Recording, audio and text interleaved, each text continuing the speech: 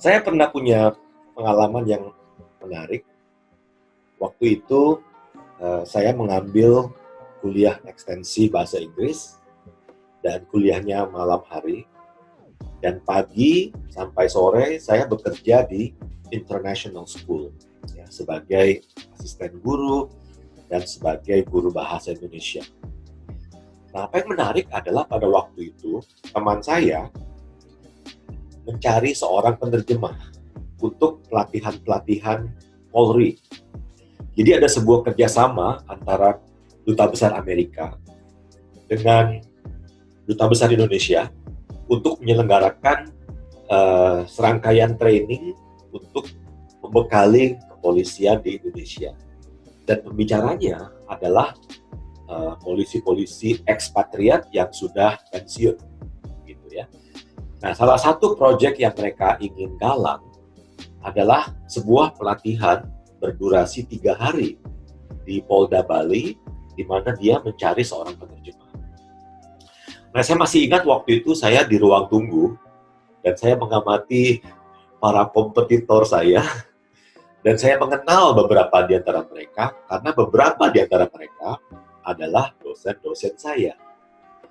Nah, setelah proses interview selesai, saya mendapat pekerjaan itu. Dan orang kedua yang direkrut bersama dengan saya adalah salah satu dosen saya. Ya, ini sebuah pengalaman yang sangat menarik, karena kalau kita melihat ya, sebenarnya para dosen ini kurangnya apa gitu. Mereka tuh pinter banget kan. Tapi justru saya direkrut bersama dengan dia, gitu. Bersama dengan salah satu dosen gitu ya. Ya, apa pembelajarannya? Saya merasa dari pengalaman ini, orang mencari bukan hanya pintar. Gitu. Orang mencari tenaga kerja yang memiliki nilai tambah lain. Pintar itu harus, tapi ada semacam nilai tambah lain yang diberikan. Gitu, ya. Dan oleh karena itu, Pak Anthony Dio Martin menulis sebuah buku yang berjudul Pintar Saja Tidak Cukup. Gitu. Dan menurut buku itu katanya, dan didukung juga bukunya Daniel Goleman, Emotional Intelligence, yang mengatakan justru orang-orang yang pintar di sekolah, pintar secara akademis, kurang pintar dalam berkarir, ya, dalam pekerjaan. Buktinya orang-orang pintar ini bekerja untuk orang-orang yang dalam tanda petik kurang pintar, begitu.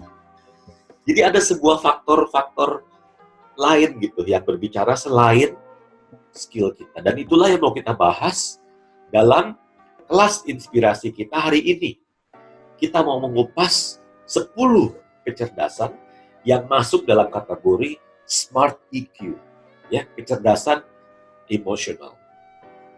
Nah, kita mungkin pernah mendengar satu ungkapan yang mengatakan kalau kita mengenal orang lain, kalau kita mengetahui orang lain, kita punya advantages, kita punya power atas orang itu. Karena kita bisa mengendalikan orang itu. Ya. Tapi kalau kita tahu diri kita sendiri, kita mengenal diri kita sendiri, itu namanya kebijaksanaan. Maka jadilah orang yang bukan hanya tertarik pada orang lain, mengenal orang lain, tapi tertarik dan mengenal diri kita juga. Ya. Oke. Nah, pada dasarnya ada 3 langkah yang kita perlu amati, yang kita perlu lakukan untuk mencapai level yang disebut dengan kecerdasan emosional. Yang pertama, kita harus tahu dulu nih. Tahu dan menyadari gitu ya. Secara umum itu seperti apa sih Smart EQ itu, seperti apa tuh harus tahu dulu gitu. Harus mau belajar gitu, harus mau mengeksplor gitu. Tapi kan ini pengetahuan secara umum, secara general. Maka langkah kedua adalah mengenal saya itu seperti apa. Nah, di sini adalah proses dari tahu menjadi mau gitu. Ada sebuah dorongan, ada sebuah motivasi untuk memperbaiki diri gitu. Ya. Menggunakan pengetahuan ini sebagai cermin supaya kita bisa memperbaiki diri. Nah, banyak orang hanya tertarik dengan pengetahuannya saja. tapi tidak mau menggunakan pengetahuan itu untuk mengenal dirinya dengan baik. Karena banyak orang membaca materi soft skill seperti ini atau mendengar dan mengatakan ini cocok buat dia. Jarinya itu keluar gitu, ini cocok buat orang ini gitu. Tapi nggak pernah mereka berpikir ini cocok juga buat saya, gitu ya. Jadi targetnya adalah saya. Jangan dulu cepat menuduh orang lain. Yang ketiga adalah proses menerima diri sendiri. Mencintai diri sendiri. Menemukan keindahan, kekuatan ya dari diri kita. Hanya orang-orang yang mencintai dirinya sendiri akan dicintai oleh orang lain. Itu ya. Itu adalah 3 level di mana kita cerdas secara emosi. Oke. Ada 10 informasi ya yang masuk dalam kategori kecerdasan emosional. Are you ready, friends? Kita mulai dengan yang pertama. Yang pertama, kita harus tahu harga diri. Ya, citra diri atau nilai diri kita. Ya. Harga diri kita ini akan semakin dibangun ketika kita berprestasi. Ketika kita berhasil. Ya. Nama jalan, patung, didirikan untuk orang-orang yang berprestasi. Orang-orang yang berhasil, bukan hanya orang-orang yang berteori saja. Ya. Jadi semakin kita merasa diri kita berprestasi, ya, berhasil, semakin harga diri ini terbangun. Nah, harga diri itu kan kalau boleh diibaratkan seperti uang 100.000. Uang ini ya diinjek-injek, dilecek-lecekin, ya, dilindas mobil, nilainya tetap 100.000, gitu ya. Dan harga diri yang tinggi ini dilihat dari cara kita memandang diri kita dan dari prestasi yang kita lakukan, yang kita hasilkan. Nah, harga diri ini bahasa Inggrisnya self-esteem, sedangkan percaya diri self-confidence. Ya. Orang-orang yang harga dirinya rendah, self-esteem-nya rendah, cenderung mengkompensasikan dengan self-confidence yang tinggi dengan memakai aksesoris, kemeja, jam tangan, mobil yang mahal, berharap dengan adanya faktor eksternal yang mahal ini, harga dirinya bisa terangkat. Nah, harga diri yang seperti ini kan palsu, benar ya? Karena yang pertama-tama harus diberesin adalah dirinya dulu. Harga dirinya harus positif dulu. Cara dia melihat dirinya harus baik dulu. Kalau ini semua sudah beres, self-esteem-nya sudah oke, dengan mudah dia akan tampil terlihat sebagai orang yang penuh percaya diri. Tanpa harus mendapatkan bantuan faktor eksternal, aksesoris apapun begitu. Dia bisa tampil apa adanya dan dia terlihat sebagai orang yang percaya diri. Ya. Jadi harga diri internal, percaya diri adalah bagaimana kita memproject diri kita sebagai orang-orang yang self-confidence, yang percaya diri. Oke. Nah, dari mana harga diri ini dibangun? Ada 4 kategori yang perlu kita perhatikan untuk memiliki harga diri yang positif. Harga diri yang positif dibangun dari yang pertama, ketika kita melihat diri kita oke, dan kita melihat orang lain pun oke. I'm okay, you're okay. Ini adalah orang yang cerdas secara emosi, cerdas emosi. Ya, ini adalah orang yang matang.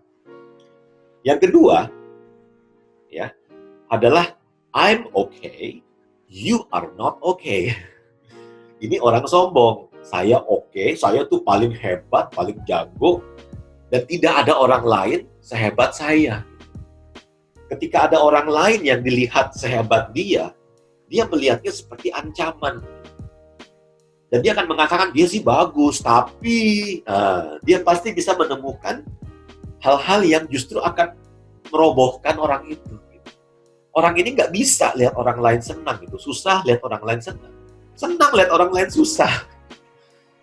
Orang-orang ini akan nyesek gitu ketika dia melihat orang-orang lain maju dan dirinya tidak. Orang-orang sombong kalau kita ngobrol dengan mereka tuh, yang mereka bicarakan adalah dirinya terus ya. Selalu I gitu, saya gitu. Dan dia tidak terlalu peduli dengan orang lain. Nah, orang ini bukan orang yang cerdas secara emosi. Ya. Yang ketiga, kebalikannya, kamu oke, saya tidak. Ini orang minder. Ya, rumput tetangga jauh lebih hijau dari rumput kita sendiri. Selalu mengagumi orang lain. Ya, tapi ketika dia diminta untuk mencoba, dia nggak berani gitu. Nyoba aja nggak berani, jangan-jangan mimpi aja nggak berani. Ini orang-orang yang minder. Orang yang merasa dirinya tuh paling malang sedunia. Tentu orang-orang minder ini bukan orang-orang yang cerdas secara emosi. Mudah-mudahan teman-teman tidak seperti itu ya. Tidak sombong atau arogan, tidak juga minder. Yang keempat, kategori yang paling lengkap sudah penderitaannya adalah orang-orang yang luka batin. Hanya karena dirinya tidak oke, orang lain tidak ada yang oke gitu. Ya. I'm not okay, you are not okay. Ini pendekatannya adalah lose-lose. Ya, lose-lose. Tidak ada orang yang oke. Ya. Jadi dari keempat skenario ini kita melihat orang yang cerdas secara emosi adalah orang yang bisa menerima kehebatan orang, termotivasi dengan kehebatan orang, terinspirasi dan mau maju. Karena juga merasa dirinya pasti ada nilai yang positif yang bisa dia tawarkan ke orang lain. Ya, so apakah kita punya harga diri yang sehat, harga diri yang positif? Itu yang pertama. Mengetahui datangnya dari mana harga diri dan mampu meningkatkannya. Yang kedua kita harus sadar bahwa ada sebuah pertikaian yang tiada habis-habisnya antara bagian otak yang ada di atas, yang kita sebut sebagai otak intelligence, neocortex, dan otak bagian bawah yang disebut sebagai reptilian brain. Ya. Otak yang ada di atas pinginnya maju, pinginnya cita-cita tinggi. Tapi otak yang ada di bagian bawah diciptakan oleh Tuhan untuk melindungi kita, ya, survival. Dan otak bagian bawah ini nggak mau kita capek, nggak mau kita sakit gitu. Ya, dia selalu berusaha untuk melindungi kita gitu, supaya kita baik-baik saja. Gitu ya. Dan ini adalah satu perseteruan yang tiada henti-hentinya. Gitu. Dan seringkali akibatnya adalah dialog-dialog internal yang sifatnya negatif. Ketika kita mengatakan saya bisa, tiba-tiba dalam diri kita ada suatu suara yang mengatakan nggak mungkin gitu ya, ngaca dulu gitu ya, emang lu siapa gitu ya. Itu ada gitu teman-teman, dialog negatif yang datang dari dalam diri kita, yang seolah-olah nggak mau kita sukses. Memang fungsi otak itu seperti itu gitu. Nah, terhadap dialog-dialog internal yang negatif ini bagaimana? Kita harus bisa melawannya, ya, melawannya gitu. Jadi kalau ada dalam diri kita satu bisikan yang mengatakan kamu nggak akan sukses gitu ya, kita lawan, kita katakan, oh, kamu berlebihan. Nah, buktinya dulu saya pernah sukses, ya. Buktinya dulu saya pernah juara, gitu kan ya. Kalau dalam diri kita ada yang mengatakan kamu tidak tampan atau kamu tidak cantik, kita lawan, kita katakan, oh, kamu terlalu berlebihan. Buktinya ingat gak dulu tuh waktu SMP tetangga suka ngeliatin saya. Ya, harus bisa kita motivasi diri kita sendiri kan. Kita lawan itu self-talk yang negatif. Nah, ngomong-ngomong soal negatif, Jack Canfield, penulis buku Chicken Soup of the Soul, bukan nulis sih, dia editor lah ya. Dia yang come up dengan ide itu ya. Sebelum dia come up dengan ide Chicken Soup of the Soul, dia pernah membuat sebuah proyek besar, di mana dia mengundang para peneliti untuk melihat berapa sering seorang anak mendapatkan kata-kata negatif dari guru, orang tua, maupun orang di lingkungannya. Ternyata, Jack Canfield menemukan seorang anak akan mendengarkan perkataan negatif tentang dirinya Satu hari itu 460 kata. 460 kata negatif tentang dirinya dari orang-orang terdekat. Dan hanya 92 kata positif. Menarik ya.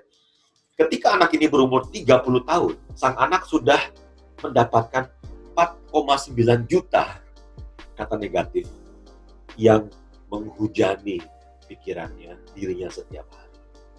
Ya. Oleh karena itu, Jack Canfield berpendapat kita butuh sesuatu nih. Kita butuh motivasi nih, kita butuh inspirasi. Kita butuh kisah-kisah sukses dari orang-orang yang pernah mengalami masalah demi masalah dalam hidupnya. Itu inspirasinya, teman-teman. Kita butuh motivasi, kita butuh inspirasi, kita butuh pencerahan, kita butuh dorongan dari orang lain supaya kita menjadi pribadi yang lebih tangguh. Jadi kalau boleh diibaratkan, poin nomor 2 ini tuh seperti panco. Mana yang lebih berkuasa, mana yang lebih pegang kendali, yang negatif atau yang positif, ya. Dan mudah-mudahan kita bisa menguasai pikiran kita sehingga kita selalu menang melawan dialog-dialog atau kalimat-kalimat negatif yang muncul dalam pikiran kita. Ya.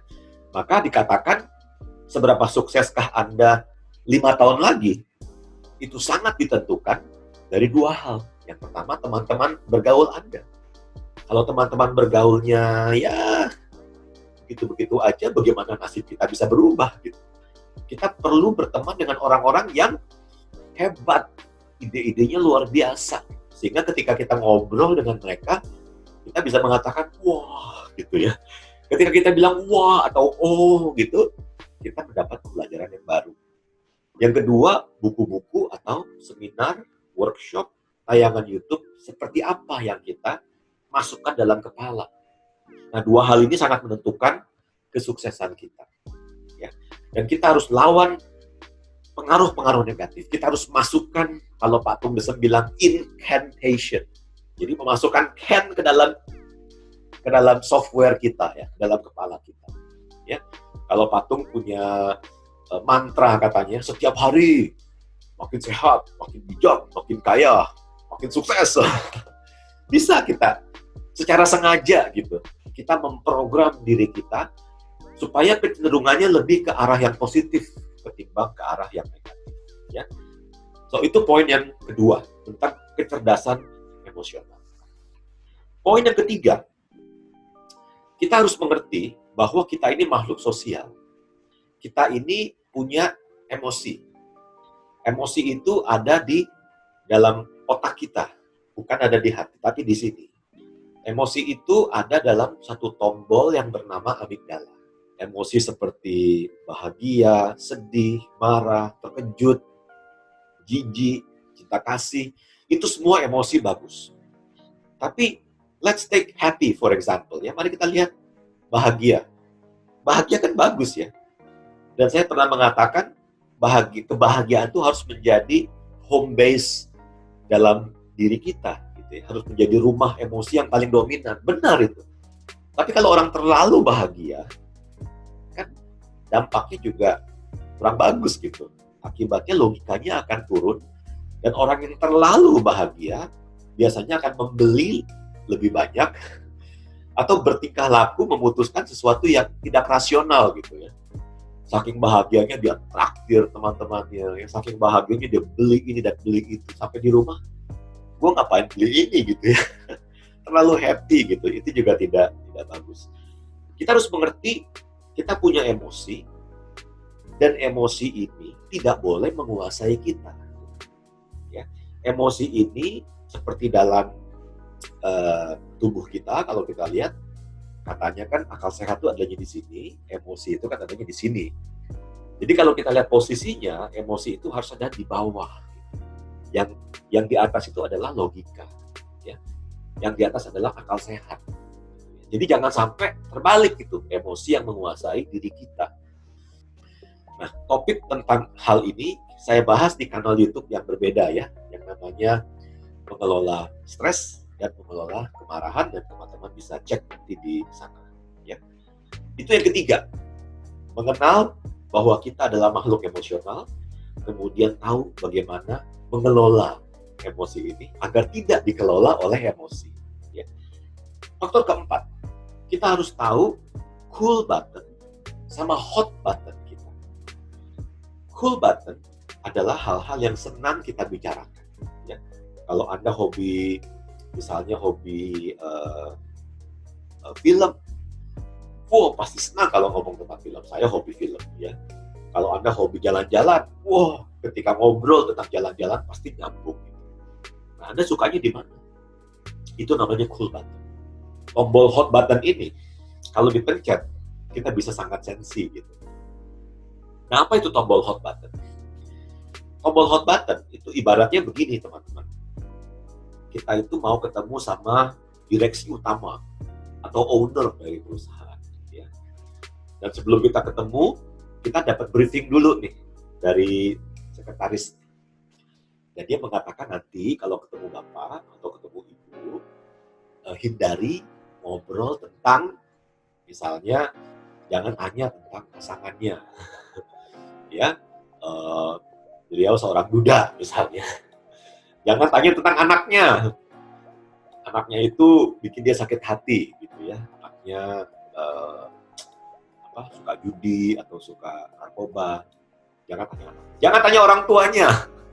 Dia nggak dekat dengan bapaknya. Ya, dia udah katakanlah bermusuhan dengan bapaknya gitu ya. Jadi jangan tanya soal keluarga gitu ya. Tapi bapak itu suka yang kayak tadi itu, jalan-jalan, suka koleksi aksesoris ya. Nah, ngomonglah tentang hal-hal itu. Ini menarik ya. Jadi kita harus tahu cool button kita apa. Ya. Kemudian apa topik-topik yang kenali juga ritme tubuh kita. Ritme tubuh kita kan ada saat-saat di mana kita merasa sangat prima, ya, energi kita begitu tinggi gitu. Kapan kita merasa high, kapan kita merasa low. Ketika kita merasa low, energi kita turun, kita lebih cepat tersinggung, lebih cepat baper gitu ya. Karena kita tidak fit secara emosi, jadi kita harus mengenal ritme tubuh kita, kita harus mengenal ritme emosi kita juga. Ya, oke, kenalkah Anda dengan emosi tubuh Anda sendiri? Itu yang keempat, kenali tombol emosi. Yang kelima, kenali tipe kepribadian. Apakah Anda kenal kepribadian macam apakah Anda? Ini memang agak sulit, karena orang itu kan mudah sekali beradaptasi. Ya. Orang itu cepat menyesuaikan diri dengan lingkungan sekitarnya. Kalau Anda tidak percaya, coba aja Anda dengar, Anda ngobrol dengan orang dari daerah timur misalnya. Ya. Setelah ngobrol cukup lama, pasti logat Anda, aksen Anda akan ke bawah-bawah juga kan, dengan logatnya dia gitu ya. Jadi kita memang makhluk yang bisa menyesuaikan diri. Betul. Tapi dasarnya apa?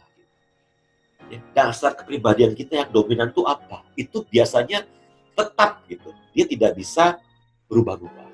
Ya. Oke. Jadi kalau kita ngomongin tentang kepribadian itu ada introvert, ada ekstrovert. Introvert adalah orang yang lebih suka menyendiri, lebih pemalu gitu ya. Kalau yang ekstrovert malu-maluin, suka tampil gitu, ya. Nah, orang yang introvert ini, yang rada pemalu, dalam 4 kepribadian itu adalah phlegmatik dan melankolik. Ya, orang yang ekstrovert, yang suka tampil, yang malu-maluin tadi, itu adalah sanguin dan kolerik. Kemudian 4 jenis kepribadian ini dibagi 2 lagi. Ada yang orientasinya pada hasil, menghasilkan result. Itu adalah orang yang kolerik dan melankolik. Sedangkan orang yang tumpuannya pada hubungan dengan sesama adalah sanguin dan phlegmatik. Mari kita bahas ke-4 jenis kepribadian ini. Yang pertama adalah sanguin. Orangnya heboh gitu ya, tipe gaul gitu ya, nggak ada lo nggak seru gitu ya. Ini tipe-tipe ceria, pembawa acara, presenter, host, ya, suka ngelucu. Kalau cerita tuh pasti seru, ya, heboh, spontan, ya. Tapi bukan tipe pemikir gitu, yang suka berubah-ubah. Kadang kalau dengan orang-orang sanguin ini janjinya belum tentu serius gitu. Dia janji itu supaya orang lain tuh senang aja gitu ya, dan dia belum tentu bermaksud untuk menepati janjinya. Itu orang-orang sanguin, orang-orang yang seru gitu ya. Yang kedua adalah kolerik. Kolerik ini tipe bos. Kolerik ini tipe yang ambisius, gila kerja, ya. Orangnya tegaan, suka nyuruh-nyuruh. Ya. Kadang orang-orang gitu nggak sampai hati gitu ya, kasih kritikan, apalagi pecat orang. Oh, dia dengan santainya gitu bisa mengatakan hal-hal yang kebanyakan orang itu agak sungkan gitu. Nah, dia ini raja tega memang ini ya. Orangnya nggak suka basa-basi, to the point, kaku, keras kepala kalau maunya. Ya. Ini adalah tipe bos. Ini adalah Simon Cowell di American Got Talent ya. Orang yang benar-benar ngaling-ngaling gitu, straight to the point. Nggak suka ya nggak suka. Ya, apakah kita orang yang seperti ini, suka dipuja-puji gitu? Oke. Yang ketiga, phlegmatic. Phlegmatic ini adalah orang-orang yang santuy, damai, ya, tenang, ya. Mereka adalah orang-orang yang menyenangkan. Mereka tipe pendengar, ya, orang-orang yang menjaga keharmonisan. Orang-orang yang stabil, tidak berani berkonfrontasi. Ya. Orang-orang yang kalem, team players, ya, mereka lembut, mereka motonya mangan orang mangan, yang penting kumpul. Ini adalah orang-orang yang pragmatis, ya, sangat jaga hubungan baik dengan orang. Oke, yang terakhir adalah orang-orang yang disebut melankolik. Melankolik ini adalah seniman. Ya, para jenius ini, orangnya tertutup, ya, tidak pandai, tidak punya social skill. Saking cerdasnya itu dia bisa berjam-jam bergelut dengan angka, bergelut dengan komputer, bergelut dengan bahasa programming, ya. Tapi dia punya satu kecerdasan estetika yang luar biasa. Ini seniman, cenderung teliti, detail, perfeksionis, analitis, berpikir dengan dalam, terperinci, ya. Standarnya tinggi sekali, kadang kecewa dengan standar yang tinggi tersebut. Tapi memang karena social skill-nya agak kurang, dia kurang mampu mengungkapkan perasaan. Dan dia agak pendendam, gitu. Ya, karena kan terlalu ke dalam dia. Dikit-dikit dipikirin, gitu. Tipe-tipe profesor, tipe-tipe akuntan, tipe-tipe IT, perusahaan, hackers, gitu ya, yang lebih suka di belakang layar dan bekerja dengan sistem, dengan barang daripada dengan orang. Nah, itulah 4 jenis kepribadian, gitu ya. Saya ini siapa? Apakah saya sanguinis? Apakah saya koleris? Apakah saya phlegmatis? Apakah saya melankolik? Kita harus bisa menjawabnya sendiri, supaya kita bisa mengenal kepribadian kita dan menyesuaikan diri kita dengan orang lain. So, itu yang kelima.